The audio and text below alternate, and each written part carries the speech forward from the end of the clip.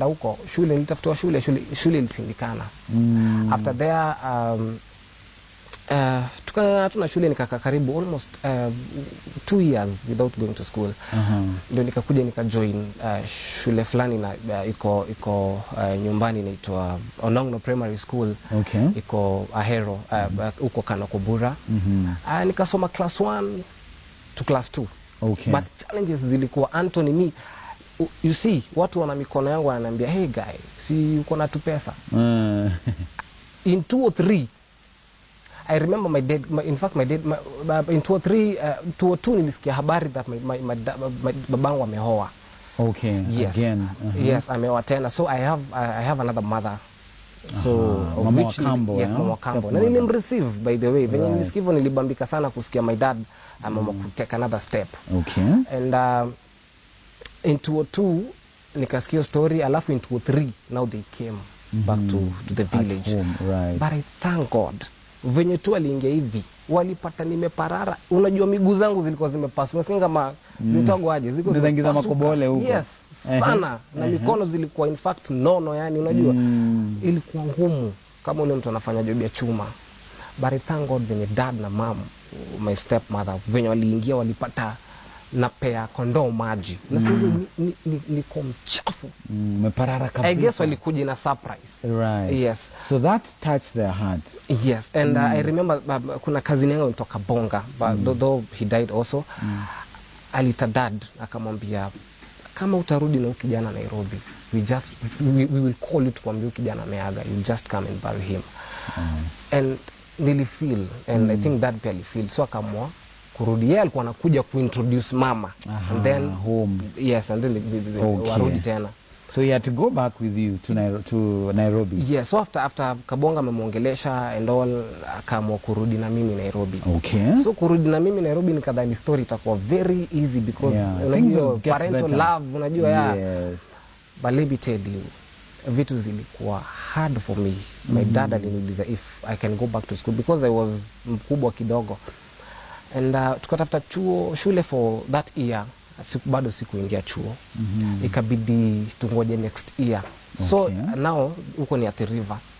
And then nikatafuta shule, kuna Athi River shule, kuna shule inaitwa Kanani Primary School. I went there and kuna shule ilipatikana hapo, na nikaenda nikaanza instead niende ni join class 3, nilirudishwa class 2. Na uko how old it point? Nilikuwa I was big. Nilikuwa nimesonga songa because I remember wenye nilisoma nao in Athi River in nursery school. Akina Tom Motoa walikuwa kama class 7, 6, 7. Window naenda class 2. Yes. That's 5 years difference, right? Yes. Of which kitu pili ni pain. And I remember when I came back, you know, I think kenye nilifanya dada anipeleke home sana ni juu nilisahau lugha. Juu nilikuwa na speak Kamba sana. I've grown up there. Yes. But when I came back in 203 in Athi River, nilikuwa najua only our language. Yes, so my friends, Kamba, so unaongea tu Kijaka. And you know, Luo, yes, my friends were like, "Ai maziru, kwezi enda hivi." Kiswahili pia ilikuwa ni ngumu bana, ilikuwa ni what is. Mimi papa najua hiyo. But you know, Mungu anawakingi na different way. Because from there I decided to go back to school and nikaanza kusoma. But things zikaanza kuwa difficult in my life. Ukapata nilikuwa natoka shule nikija, my dad alikuwa ananipiga sana, unashinda sasa ananipigia nini, chuki imeanzia wapi? Mpaka nikaanza unajua ile imaginations, I wish my mother angekuwa singekuwa napitia history gani. And as a small child you have to think about that. Until mpaka time yenye sasa nilikosa peace ya maisha, peace ya masomo. Ikafika place nikamwa kusneak kutoka shule na home. I remember there's a time dad alikuwa mpaka kunipiga kabisa. And you know, in our huko Athi River tulikuwa naishi mahali panaitwa Bondeni. Sasa hapo Bondeni ni opposite kageto fulani kanaitwa Sofia. Yes. Na hiyo Bondeni pia ni ghetto, maana drugs zote ziko hapo. From pombe kama wanatanga pombe moleka 10 kulikuwa na drugs, bangi zilikuwa zinauzwa hapo, mamira, everything. But I thank God mimi hakuna nishaiguza. Na mlango wetu ulikuwa unatoka hivi unapatana na hivi mlango huyu anakunywa pombe hapa. Ukipiga kona hivi mogoka, ukipiga kona nyingine hivi ni bangi. Lakini Mungu akani protect because nilijua Mungu alikuwa amenichoose. Right. Yes. So here you are, Azukah, uka sneak. So ulienda wapi? When I came back from school, nikikuja nyumbani, mafuta ilikuwa imesha generator. In fact, sisi ndio tulikuwa na generator hapo. Okay. Ilikuwa wasonko kidogo. And akanipatia, I remember ilikuwa ni 350. Akaniambia alikuwa mpanga kunipiga. Hiyo nilikuwa najua. Then akanipatia 350, then akaona nikipiga kijana nikimtuma ataenda. So akapanga anitume kwanza ndio akuje tu. My dad used to beat me, anafunga mpaka mlango. So I remember after when alinipatia 350 na kibuyu, petrol station ilikuwa mbali, Mombasa Road. Right.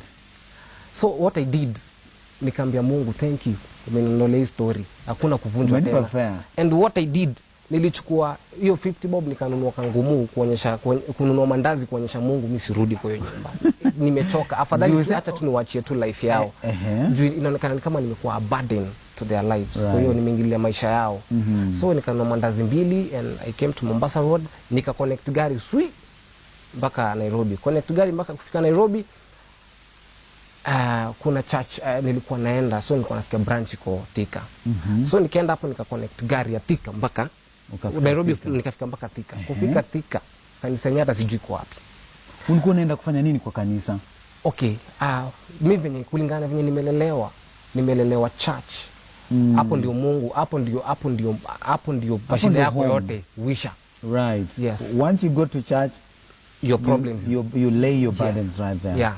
So ukafika Thika, kufika Thika kanisa sijui kwenye iko, nikatafuta sikupata. Giza kaanza kuingia. Giza kuingia nikashinda sasa hivi hakuna option.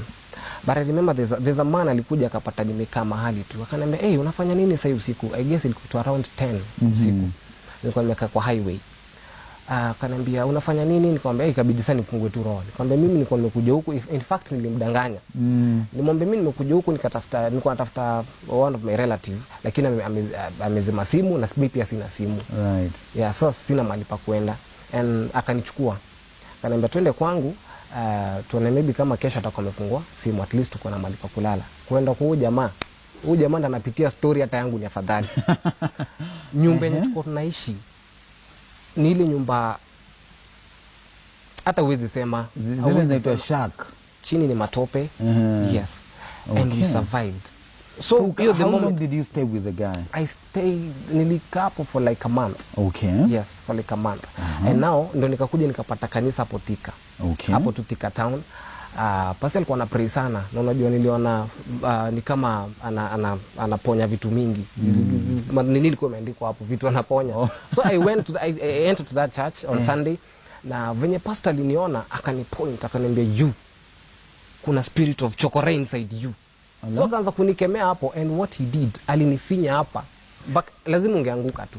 And sasa kuanguka mimi naona namwagiliwa maji eti pepo toka, and I'm like, pepo toka and I'm okay. You didn't understand what was happening. Sikuwa understand. Okay. After hapo nikavumilia tu nikasema tu it's okay. After kuamka mimi nikamwambia pastor, mimi what I want to do, I want to go back to home. So I want you to pray for me. Mimi na maparo wangu we don't atupatani. Yes, atupatani. So you pray for me. Nikirudi huko mambo iko sawa. The pastor prayed for me. Nikajua mambo iko sawa. Akanipatia 200. Akaniambia you go back home. Mambo iko sawa. Kurudi home. Kufika home mama Wakamba akaanza kunitisha. Wewe ulienda wapi? And then unajua wale maneighbor walikuwa wanasema, "Hey, thank God you're back. Umetafutwa mpaka picha zako zimepelekwa kwa mashule."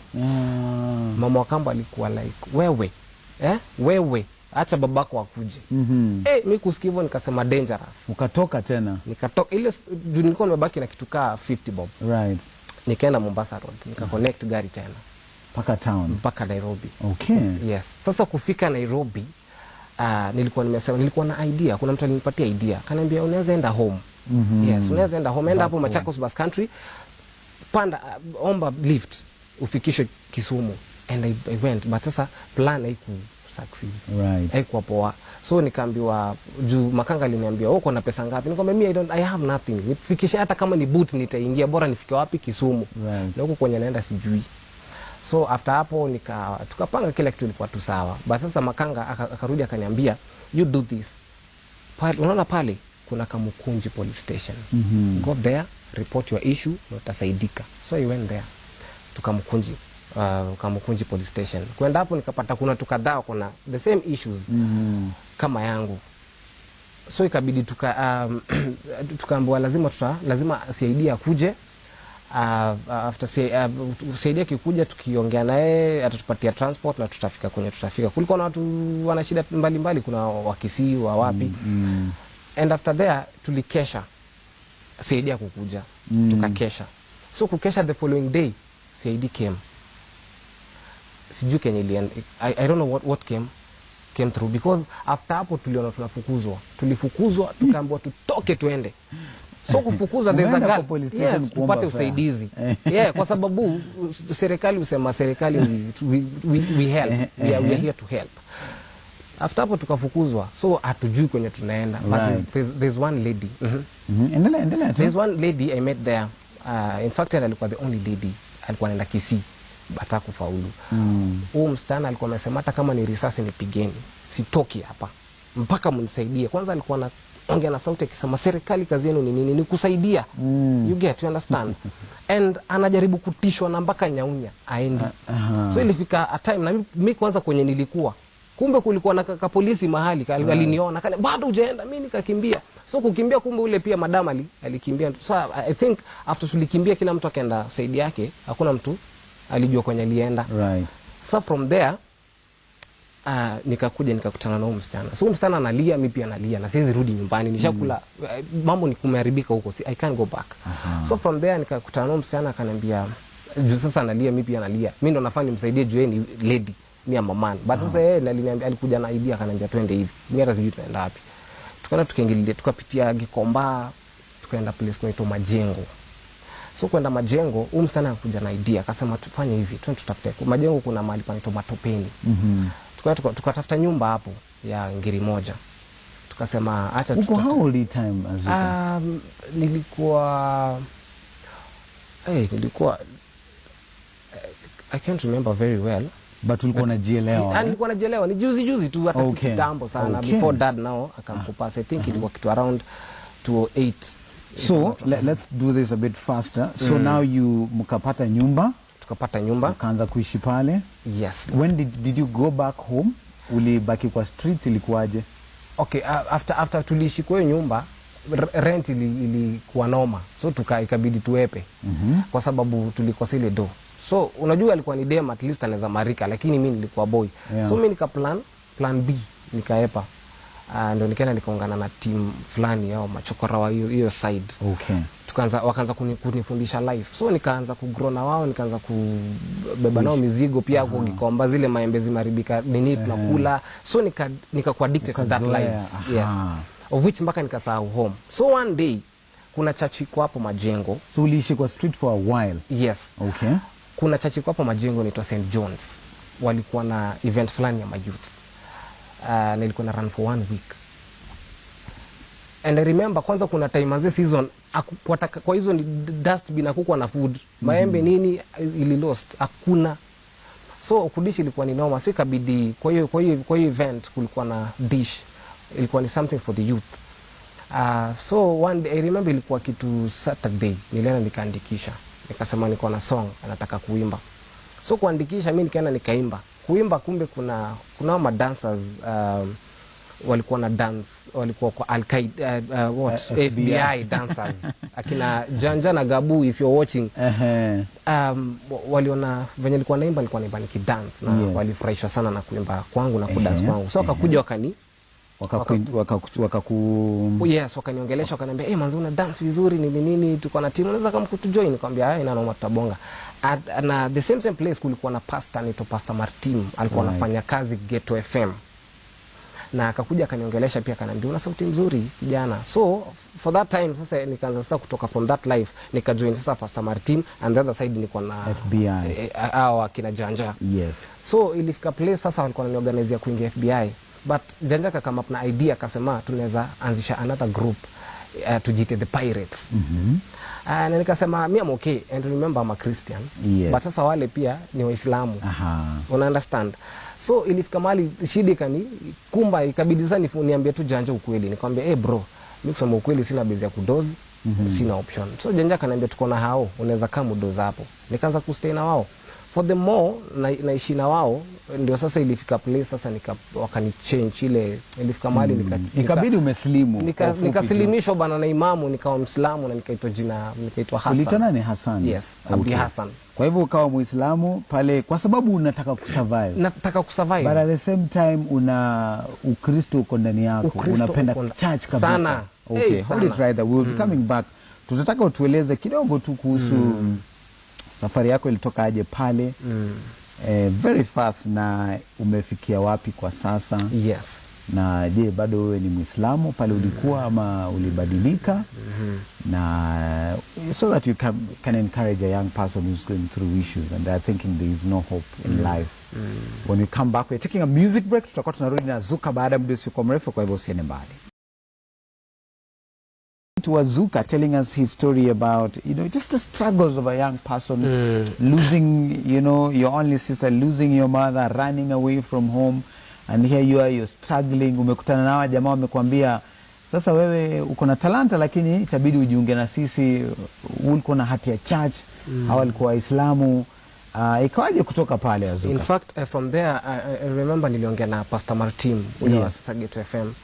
Akanambia, akataka kujua more details about me. Nakwambia, me I have a father, but kuishi naishi ni kama I don't have parents.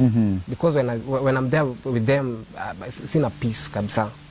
So from there, Martin aliamua kupigia dad simu. Okay. Kumpigia my dad akakuja akanchukua. In fact alikuwa like, hey, that's my only son. Oh, nini alilia sana. So he came, tukaongea, we agreed. Na tuliagree vizuri, nikamwambia namba Martin alimwambia ni nini unataka kijana wako kufanyia.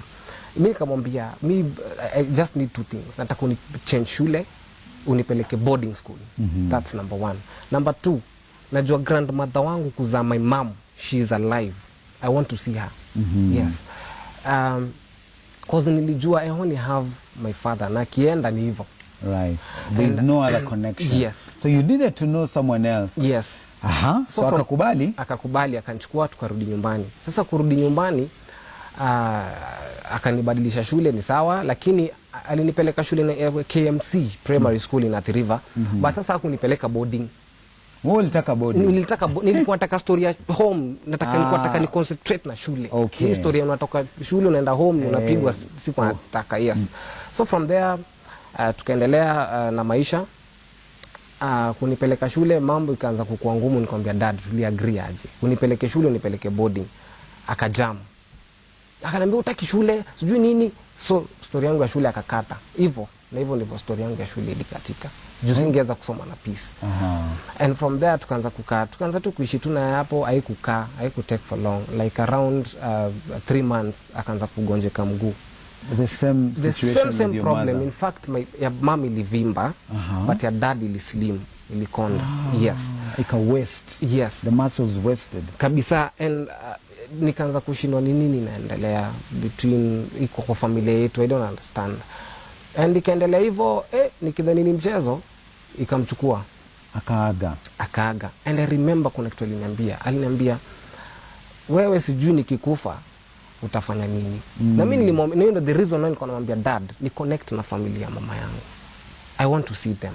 Akasema, sijali nini hajakuwa ni connect mpaka time ya death yake. So sasa your now dad passed on, so you didn't know anyone else? In fact nilijua story yangu kuisha. Now he has gone, my father is normal, and so no connection, no brother, no sister, no mother, no father, no relative.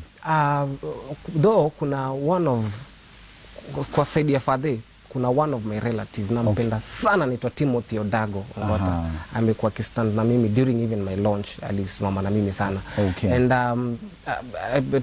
acha nikatie story short, after tulienda burial ya dad, sijui ni nini li happen, I saw my grandmother. Ushe feel connection. That's my grandmother, because namkumbuka time ya burial ya mom alikuwa mfupi brown hivi kidogo. So nikajua tu that's my grandmother, na nikakuja nikamwambia that's your grandmother. Sijui venye alipata connection. So how was life after that? I mean, now you have no one, umerudi back Nairobi. Yes. uliishi na tunataka utupeleke straight to kazi ulipata na Manga. Yes, after hapo I came back. My grandmother alikuwa anakata nisirudi Nairobi. Alikuwa anasema don't go because you don't have anyone there. Remain here at home. Nikamwambia no, my grandmother, because Mungu amenipatia gift ya kuimba. Niko very sure nikirudi Nairobi, hii gift ya kuimba itanisaidia hata nitakujengea nao nyumba. Hivyo ndivyo niambia my grandmother. Okay. So I came back to Nairobi. Kuja Nairobi maisha ikakuwa magumu sana. Ikakuwa magumu sana. So from there nika connect na marafiki zangu. Mmoja wao yuko hapa kwa hii bandi yangu anaitwa Paul Mativo.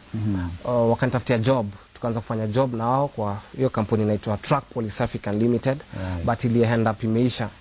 So life pia ikaanza kuharibika, maisha yangu ikaharibika kabisa. So ikafika place nikakuwa desperate. And Anthony Ndiema, when you are desperate, hakuna kitu mbaya kama kuwa desperate, because when you are desperate hakuna kitu unaweza.